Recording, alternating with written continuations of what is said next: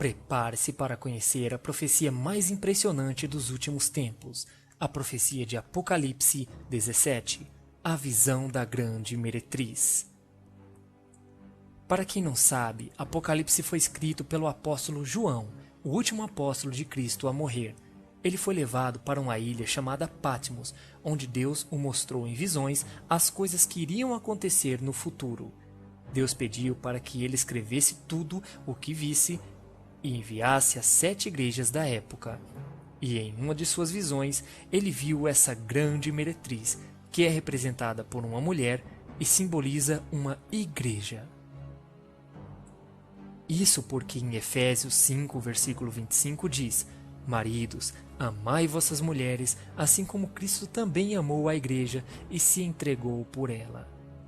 Aqui, Jesus faz uma comparação entre mulher, igreja, homem, Jesus. Logo, a mulher de Apocalipse 17 simboliza uma igreja. No versículo 1 diz: E veio um dos 7 anjos que tinham as 7 taças, e falou comigo, dizendo-me: Vem, mostrar-te-ei a condenação da grande prostituta que está sentada sobre muitas águas, com a qual se prostituíram os reis da terra, e os que habitam na terra se embebedaram com o vinho de sua prostituição.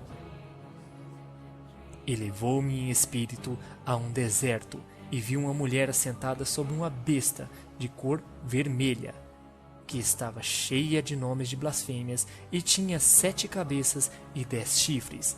A mulher estava vestida de púrpura e escarlata, que simboliza vermelho e roxo, e adornada de ouro e pedras preciosas e pérolas, e tinha na sua mão um cálice de ouro, cheio das abominações e da imundícia de sua prostituição. E na sua testa estava escrito um nome: Mistério, a Grande Babilônia, a mãe das prostituições e abominações da terra. E vi que a mulher estava embriagada com o sangue dos santos e o sangue das testemunhas de Jesus, e vendo-a, eu maravilhei-me com grande admiração. Não é de se espantar que João tenha se maravilhado, afinal ele viu uma igreja perto de um monstro horrendo.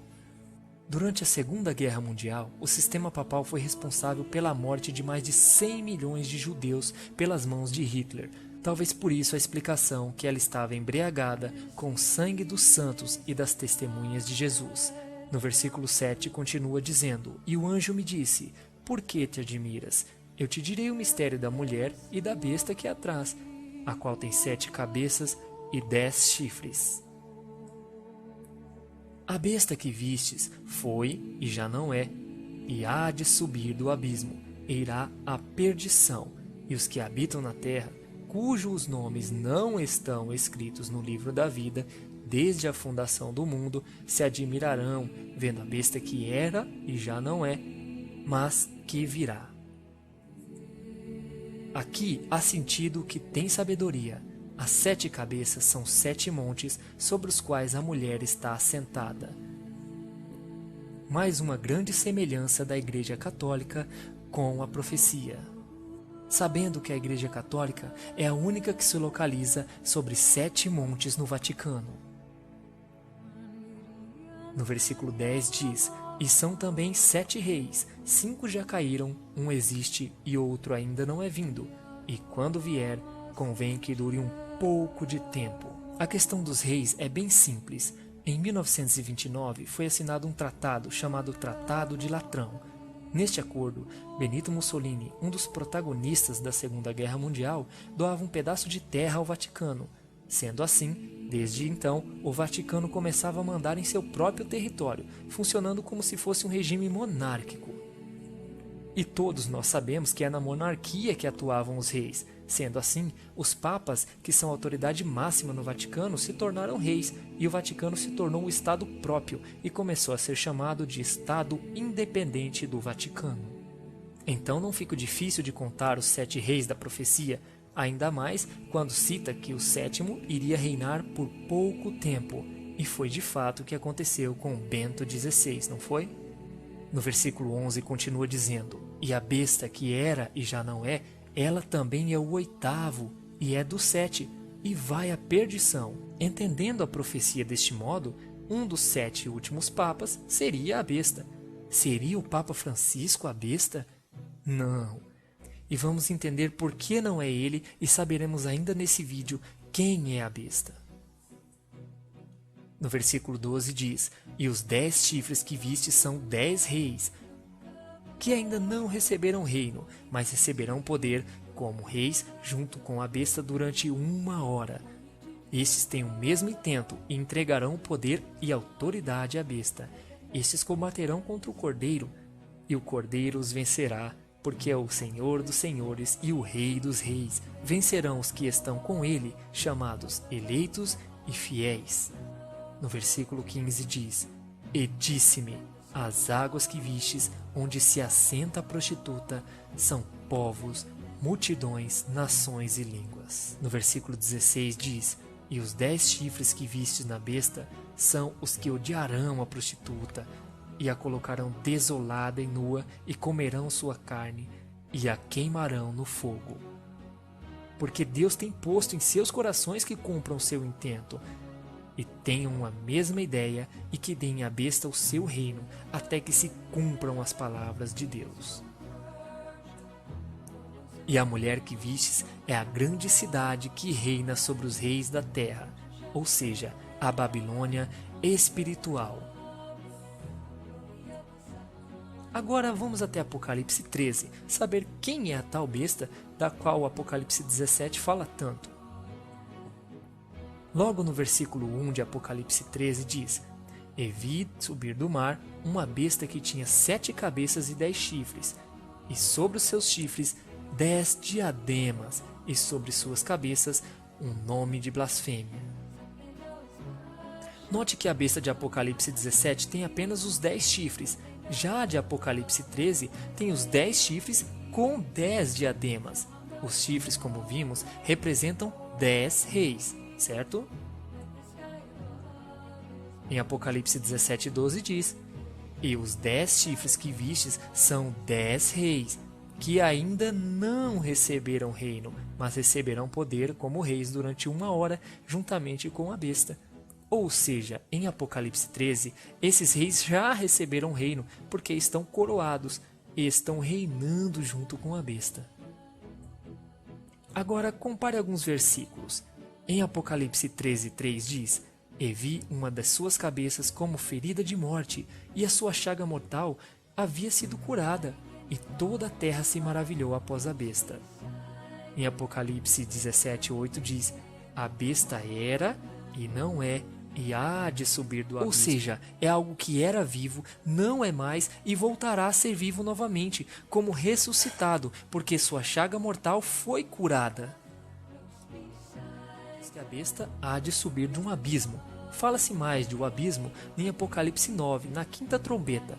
Estude. Logo abaixo vemos em Apocalipse 13, versículo 4, que diz: "E adoraram o dragão, que deu à besta o seu poder, e adoraram a besta, dizendo: quem é semelhante à besta? Quem poderá batalhar contra ela?" O dragão simboliza o próprio diabo. Em Apocalipse 12, versículo 9 diz: "E foi precipitado o grande dragão, a antiga serpente chamada Diabo e Satanás, que engana todo o mundo, e ele foi precipitado na terra, e os seus anjos foram lançados com ele." Ou seja, a besta é um dos papas falecidos que irá voltar à vida através do poder do próprio demônio. Aí você me diz: não pode ser, isso deve ter outra explicação. E eu te digo: temos sim outra prova. Em Apocalipse 13, de 15 a 16, diz: "E foi-lhe concedido que desse espírito à imagem da besta, para que também a imagem da besta falasse, e fizesse com que fossem mortos todos os que não a adorassem. E faz com que todos, pequenos e grandes, ricos e pobres, livres e servos, lhe seja posto um sinal na sua mão direita, ou nas suas testas, para que ninguém possa comprar ou vender, senão aquele que tiver o sinal, ou o nome da besta, ou o número de seu nome." Apocalipse 13:17. Ou seja, a besta tem 3 marcas. A primeira é um sinal, a segunda é um nome e a terceira é um número de seu nome. Mas como assim um número de seu nome? Como alguém pode ter um número do seu próprio nome? Em Apocalipse 13:18 diz: aqui há sabedoria. Aquele que tem entendimento calcule o número da besta, porque é número de um homem, e o número é 666. Ora, se devemos ter sabedoria para calcular, isso não seria jamais tarefa fácil para qualquer um desvendar, não é mesmo? Então vamos para o mistério. Estamos falando do Vaticano, certo? O Vaticano se localiza em Roma, na Itália, certo? E a língua oficial falada na Itália é o latim, o único idioma no mundo onde as letras também são números. Logo é fácil calcular o número do nome, não é? Vendo a profecia, chegamos à conclusão de que um dos 7 papas será a tão temida besta, certo? Chegamos à conclusão de que um dos 7 últimos papas é a tão temida besta do Apocalipse, certo? Então temos que pegar o nome dos últimos 7 papas e fazer o cálculo. Pio XI, que estava no cargo quando foi assinado o Tratado de Latrão, Pio XII, João XXIII, Paulo VI, João Paulo I, João Paulo II e Bento XVI. Esses são os últimos 7. Muitas pessoas dizem que é curioso. Eu já diria que é impressionante. Se pegássemos talvez 1000 cidadãos dentro da Itália, não conseguiríamos chegar ao número 666. Mas dentre 7 papas, incrivelmente, um deles apenas dá a soma 666. O nome do 6º rei, João Paulo II, quando somado, nos dá o número 666. Lembrando que o V, no latim, tem o som de U. Isso você mesmo pode comprovar com a pesquisa simples. A inscrição de uma coroa usada pelo papado também dá a soma 666. Mais uma evidência incrível de que a besta está relacionada ao papado. Na coroa está escrito Vicarius Filii Dei, e como podemos ver, dá a soma 666. Meus irmãos, em 2 Tessalonicenses capítulo 3, versículo 2 diz: ninguém de maneira nenhuma vos engane, porque não será assim sem que antes venha a apostasia e se manifeste o homem do pecado, o filho da perdição, a besta. Ainda no capítulo 2, versículo 8 a 9, diz: e então será revelado o iníquo, a quem o Senhor desfará pelo sopro de sua boca, e aniquilará pelo esplendor de sua vinda. A esse cuja a vinda é segundo a eficácia de Satanás, com todo o poder e sinais de prodígio de mentira. E ainda continua: e com todo o engano da injustiça para os que perecem, porque não receberam o amor de verdade para se salvarem. E por isso Deus enviará a operação do erro, para que creiam na mentira, para que sejam julgados todos os que não creram na verdade, mas antes tiveram prazer na iniquidade. Ou seja, meus amigos, quem não acreditar na verdade até a chegada da besta, não vai mais acreditar, pois Deus vai enviar a operação do erro para que eles creiam na mentira. E por que o Papa Francisco I não pode ser a besta do Apocalipse? Afinal, ele é o 8º, não é? Notícia do site Terra, no dia 1º de março de 2013, após a renúncia do Papa Bento XVI. Este link está na descrição deste vídeo. A renúncia de Bento XVI tem gerado questionamentos entre teólogos, sendo que alguns alegam que agora o Papa emérito não deveria ou mesmo não poderia ter se desligado do seu pontificado. De acordo com essa segunda tese defendida pelo teólogo Enrico Maria Radaelli, quando os cardeais se reunirem para eleger um sucessor, estarão na realidade elegendo um antipapa ou um impostor. De acordo com o site Wikipedia, a lei do Vaticano é: o Papa é eleito pelo Colégio de Cardeais e o seu cargo é vitalício. Cargo vitalício quer dizer que deve ser exercido enquanto há vida, ou seja, de maneira legal e histórica, o Papa Bento XVI ainda é o Papa da Igreja Católica. Melhor dizendo, ainda não chegou o oitavo Papa Rei. Ainda na notícia do site Terra, que tem como título Renúncia de Bento XVI cria dilema de legitimidade do novo Papa, diz: uma lição muito curta de teologia católica é necessária neste ponto. Os postos de padre ou bispo são considerados sacramentais, como o batismo e o casamento. Um bispo e um padre podem renunciar ao seu trabalho, mas, segundo a Igreja, continuam a ser bispos ou padres. O papado, porém, não tem o status sacramental, mas é uma função. Então, meus amigos, não nos enganemos. Por que vocês acham que o Papa Bento XVI não voltou a ser Joseph Ratzinger? Afinal, ele não é mais Papa de acordo com o Vaticano e deveria voltar a usar seu nome de cardeal. Aí vocês podem me dizer que isso não é possível, afinal a Igreja Católica é a igreja que Jesus mandou Pedro construir. Mas pense bem, por causa disso, o livre-arbítrio estaria proibido dentro da igreja? Você acha realmente que se o inimigo estivesse planejando um grande engano para levar a humanidade à perdição, ele iria se manifestar numa instituição pequena? Esta manifestação não iria afetar apenas os católicos, mas a pessoas do mundo inteiro, de várias crenças. Em Apocalipse 18, versículo 4, ainda diz: E ouvi uma voz do céu que dizia: Sai dela, povo meu, para que não seja participantes de seus pecados e que não incorras em suas pragas. O profeta Malaquias, considerado como santo pela própria Igreja Católica, diz o mesmo que Apocalipse 17.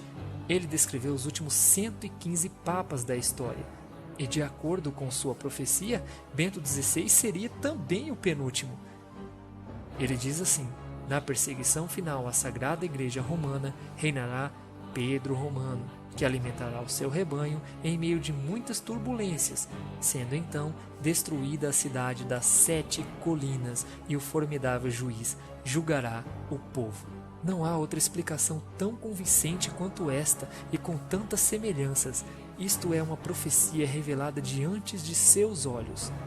Basta você querer entender, irmão, e cuidar-se, pois o acontecimento de maior proporção na humanidade está para acontecer assim que Bento XVI não tiver mais vida. Deus abençoe vocês, inscrevam-se no nosso canal e até o próximo.